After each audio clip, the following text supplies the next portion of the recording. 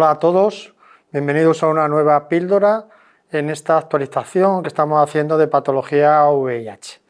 En esta ocasión vamos a hablar de comorbilidades, es decir, de enfermedades o problemas que tienen los sujetos VIH, que no tienen en principio nada que ver con el VIH. Y para ello contamos con la presencia de Alfonso del Arco. Alfonso es doctor en medicina y trabaja desde hace tiempo en el Hospital Costa del Sol. Bienvenido, Alfonso. Antes de meternos de lleno en el tema que queremos tratar en esta píldora, me gustaría que nos hablaras un poco de tu desarrollo profesional hasta llegar a donde estás. Buenas tardes, Jesús. Pues me formé como médico especialista en medicina interna en el Hospital Universitario La Paz y allí estuve durante 3 años desarrollando mi actividad como facultativo especialista de área. Participé activamente dentro de la consulta de VIH y desarrollé mi tesis doctoral que leí en el año 97 en la Universidad Autónoma de Madrid, y esta tesis doctoral trataba de demostrar la afectación o la enteropatía por el VIH.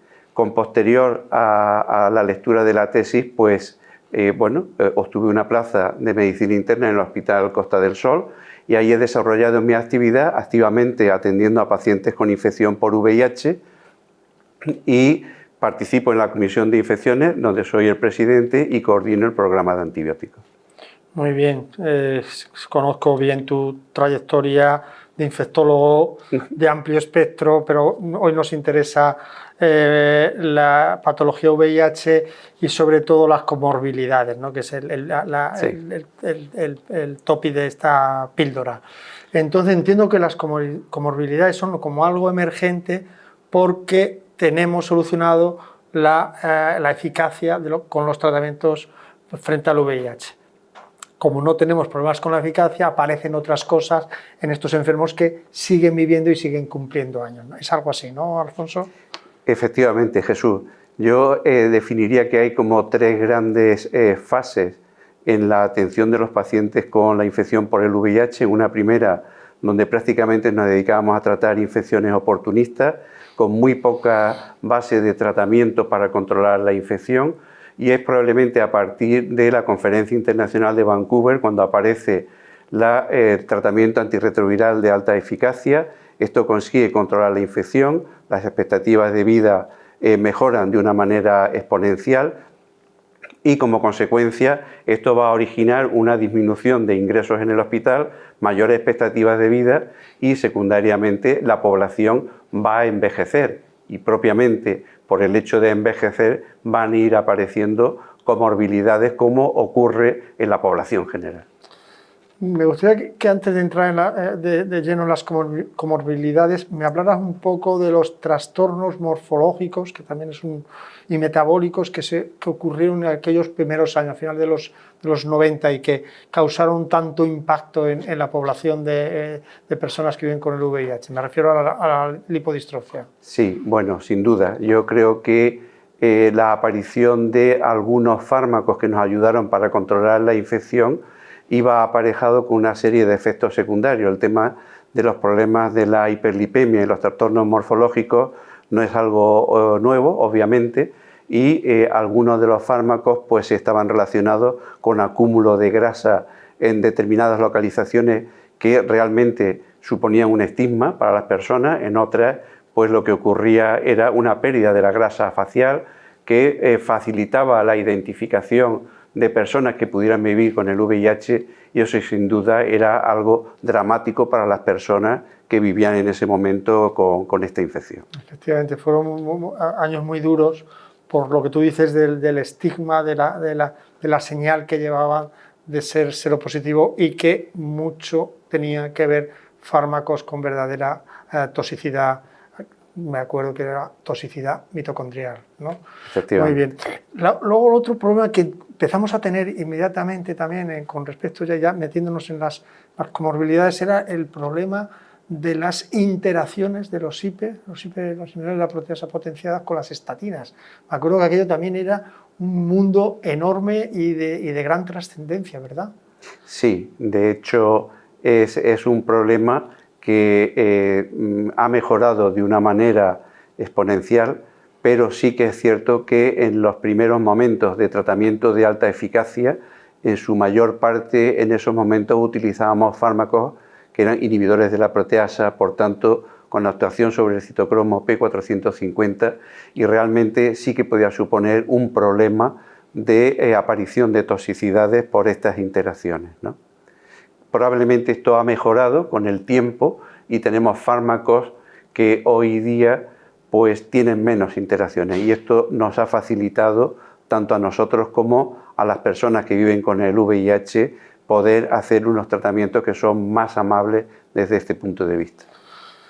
Y hablando también de la dislipemia, había una dislipemia que se asociaba a la infección por VIH, que empeoraba con algunos fármacos. Hoy día, en la situación actual, con los fármacos actuales, ¿es un problema la dislipemia comparado los sujetos VIH con la población general? Bueno, yo creo que a hoy día probablemente el tema de la hiperlipemia ha pasado a una situación de más fácil control, por cuanto los fármacos que utilizamos en primera línea, que suelen ser inhibidores de la integrasa, son fármacos que tienen muchas menos interacciones y facilitan el que podamos realizar tratamientos adecuados. El problema nos viene en aquellas personas en que por cuestiones de resistencia tengamos que utilizar inhibidores de la proteasa, con todo eso con lo que conlleva, ¿no? Que es interacciones y otras patologías. Muy bien. Vamos a la diabetes, ¿no? La diabetes como comorbilidad muy frecuente en la población general. Mi primera pregunta sería si la diabetes es más frecuente en el sujeto VIH que en la población general.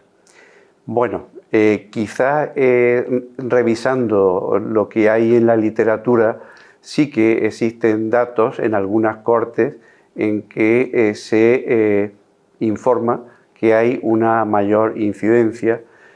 Sin embargo, hay otras cohortes donde esto no ocurre. Muy probablemente debe de realizarse una valoración local y seguramente eso nos va a dar información. Tenemos información a nivel de estudios que se han hecho en España, y en esos estudios sí que se ha visto que es una patología muy incidente, particularmente a partir de una edad superior a los 50 años. Parece como que el que va a ser diabético con el VIH como que adelanta la aparición de su diabetes que iba a tener a los 70 años, la adelanta a los 50 o a los 60. Efectivamente, así, ¿no? Probablemente sí. Mira, la otra pregunta con respecto a la diabetes es si el manejo es similar a la población general. Y aquí yo sé que nos escuchan muchos médicos de familia. Si el médico de familia que tiene un paciente suyo se le diagnostica, muchas veces los diagnostican perfectamente los médicos de familia porque son los que los ven en primera línea, ¿no? ¿El manejo es similar a la población general? ¿Hay algo diferente que tenga que hacer un médico de familia?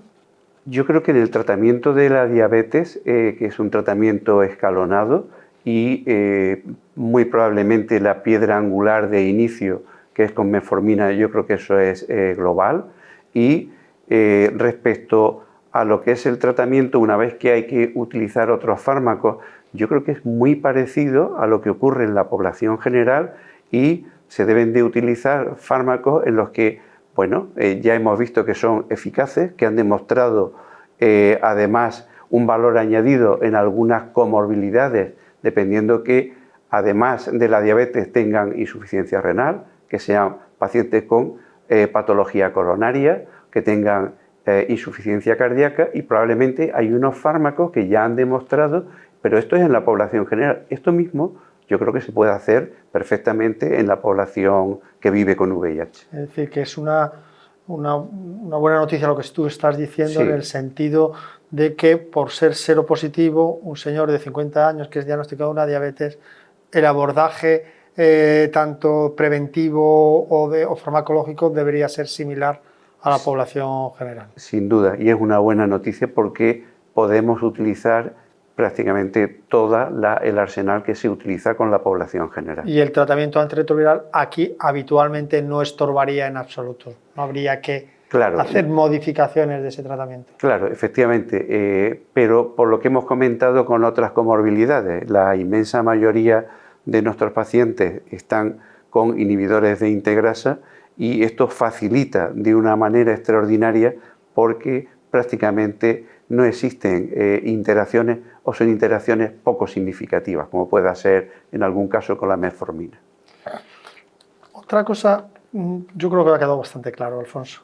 Otra cosa que te quiero preguntar es el peso. Hubo unos años, hace unos años, unos ensayos clínicos que hubo que pusieron muy encima de la mesa el incremento del peso en algunas cortes, sobre todo en mujeres africanas. Mi pregunta para ti es si el peso, crees tú, en tu práctica diaria es un problema relevante en la población VIH, más que en la población general. Es cierto. Bueno, yo creo que el tema del peso es importante porque si hablamos de comorbilidades y hablamos de diabetes, hipertensión, riesgo vascular, indudablemente esto tiene importancia. Yo creo que hay dos matices. Uno de ellos es la ganancia de peso. Cuando se inicia el tratamiento antirretroviral, muchos de los pacientes habían perdido peso y ahora lo recuperan. Y esto es lo que llamamos la vuelta a la normalidad, la vuelta a la situación de salud. Cierto que un porcentaje de personas que viven con VIH pueden tener un incremento de peso. Esto yo creo que debemos de verlo seguramente en el contexto global de la persona, porque el incrementar peso en una persona que ya tiene un índice de masa corporal que es normal y si el peso no es significativo, el aumento probablemente no tenga significación. Sin embargo, en aquellas personas que estén en una situación de índice de masa corporal y eso suponga que va a una situación de sobrepeso o si estando en sobrepeso pasa a obesidad, realmente estamos incrementando y pasamos a tener un factor de riesgo cardiovascular adicional. Por tanto, yo creo que hay que individualizarlo y seguramente lo que comentaba de las cohortes africanas, yo creo que no todo es extrapolable a lo que se hace en otros países a la situación que vivimos en nuestro ambiente y en nuestras circunstancias. Otra pregunta al hilo del peso, el manejo con respecto a fármacos de tipo de los modernos, semaglutide y demás, ¿estarían descartados en nuestros pacientes o no? ¿O podrían entrar en caso de que la indicación sea correcta? A ver, una cosa es las indicaciones y otra cosa es posiblemente lo que se financie, ¿no? Pero hablo de las indicaciones. Indicaciones, no. Eso es. Yo creo que hay datos suficientes en escenarios donde se ha visto que el tratamiento con estos fármacos, en concreto con semaglutida, pues hay una publicación en New England, se ha informado en CROI, donde en determinados perfiles, como son particularmente personas que tienen enfermedad hepática grasa no alcohólica y resistencia a insulina, el tratamiento facilita en el sentido de que por métodos de resonancia hay una disminución hasta de un 30% de la grasa y una pérdida de peso de aproximadamente 8 kilos. Yo creo que estos fármacos se pueden utilizar en las personas que viven con VIH. No están descartados. No están descartados. Y la otra pregunta también al hilo del peso y del tratamiento antirretroviral. ¿Crees que estaría justificado, o si tú crees, o lo has hecho tú alguna vez, retirar fármacos o cambiar fármacos solo por el incremento de peso? Que es algo que yo a veces en la consulta lo he visto, pacientes que creen o han oído que creen que puede ser el tratamiento X o aquel otro y piden o sugieren un cambio de tratamiento.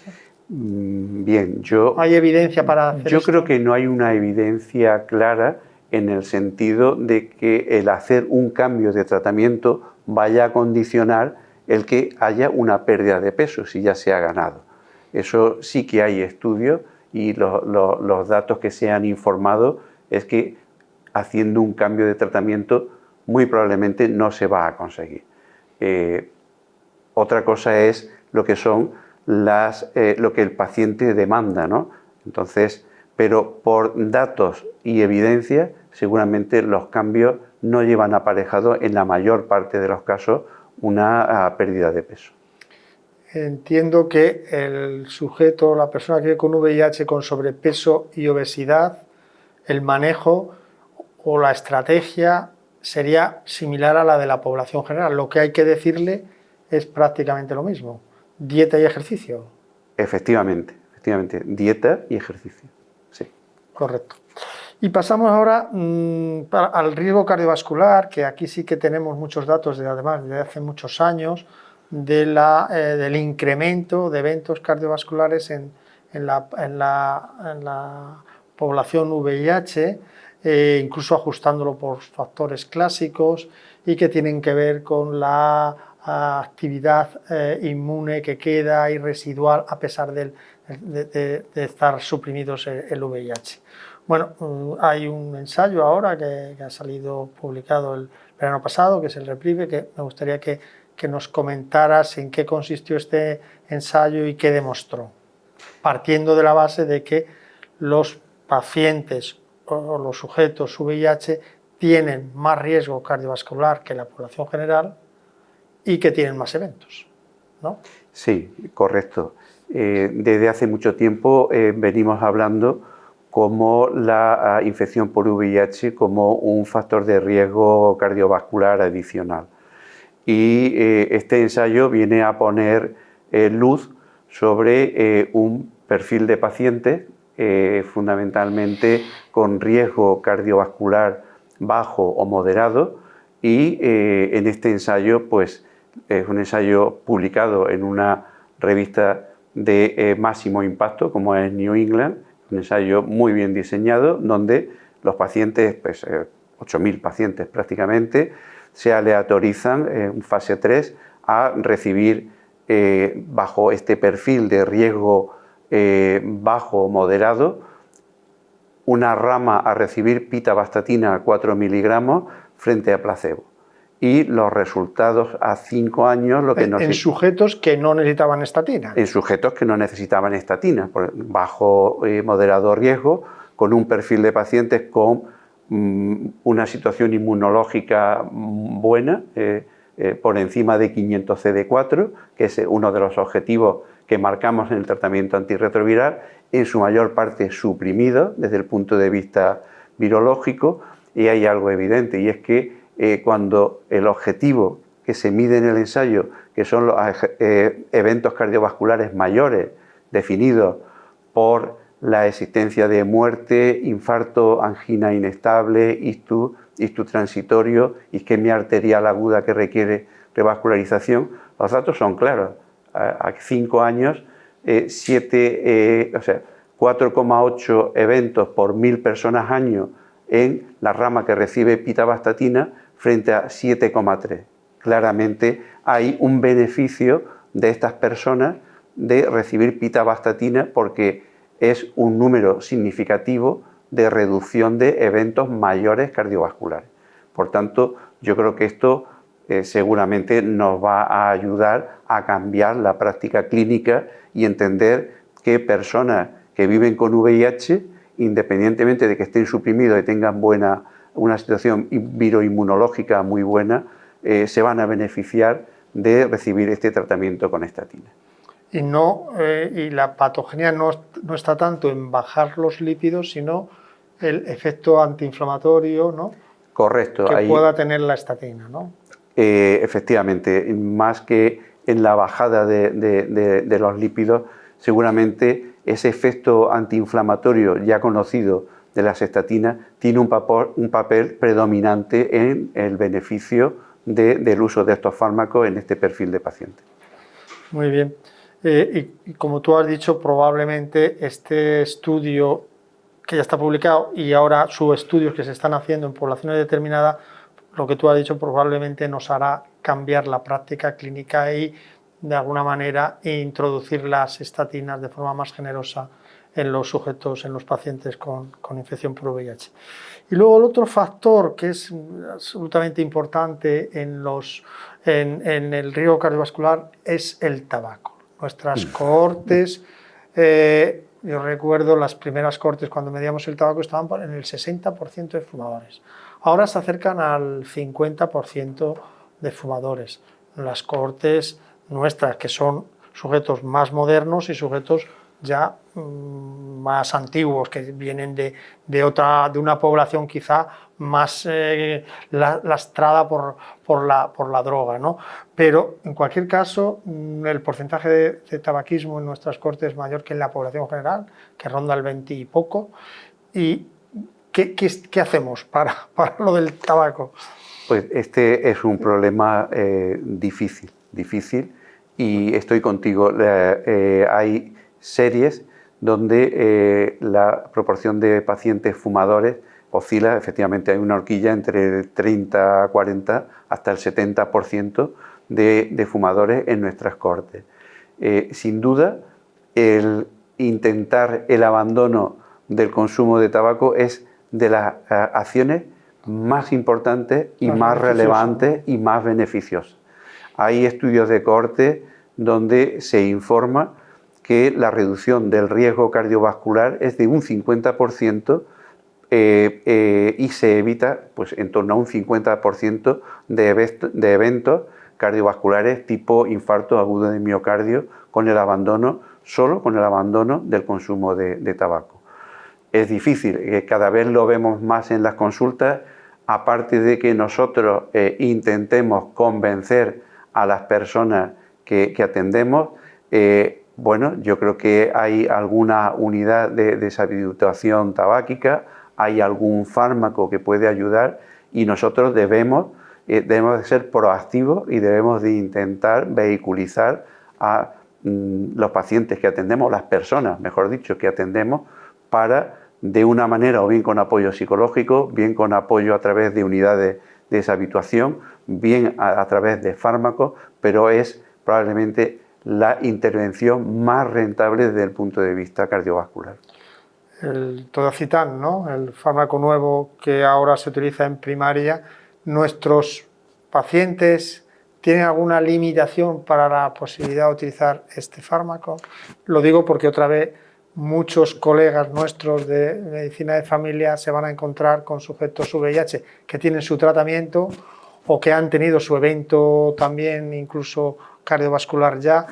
¿La posibilidad de utilizar este tipo de fármacos? Bueno, yo pienso que considerando que la inmensa mayoría de personas que reciben tratamiento y que además los que más recientes lo han iniciado, toman fármacos con muy pocas interacciones.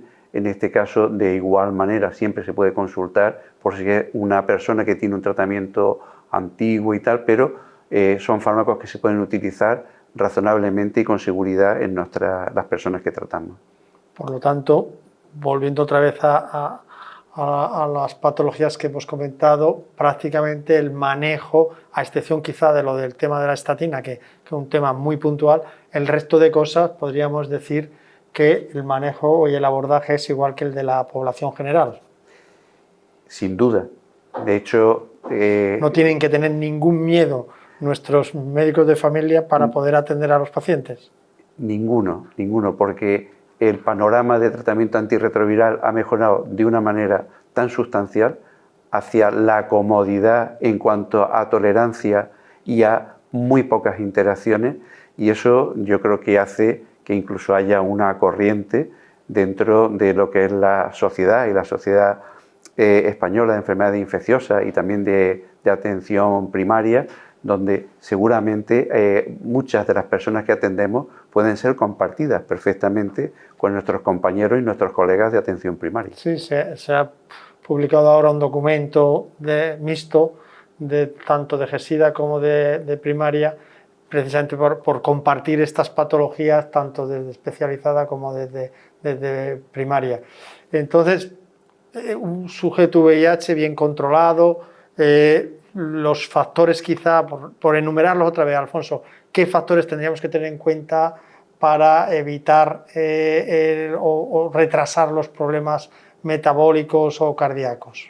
Bueno, sin duda yo creo que buen control de la infección, que esto conseguimos con unos porcentajes superiores al 90-95% de los casos.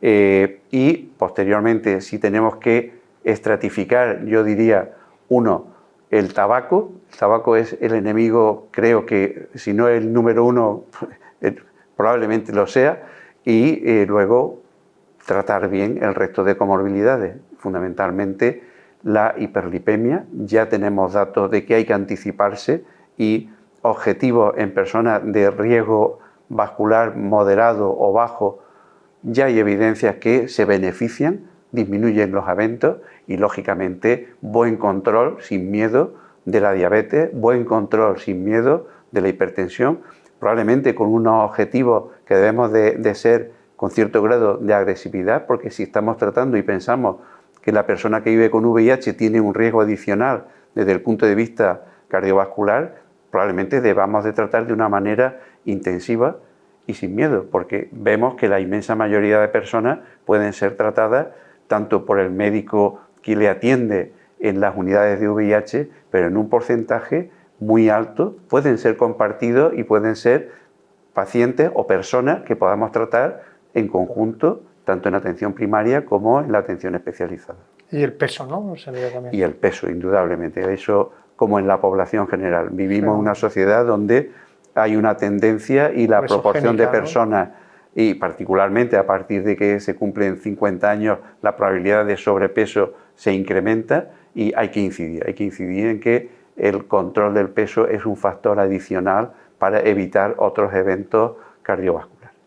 Muy bien, Alfonso, pues yo creo que terminamos aquí. Yo creo que ha quedado muy claro, tus mensajes son cristalinos y este tipo de problemas de abordaje son pues prácticamente como en la población general, por lo tanto nuestros colegas de medicina de familia pueden hacer ese abordaje perfectamente igual que lo hacen en otras poblaciones. Pues ya está, muchas gracias, Alfonso, por tu presencia en nuestras píldoras y a todos vosotros, muchas gracias por vuestra atención, os esperamos en la próxima. Adiós a todos. Adiós.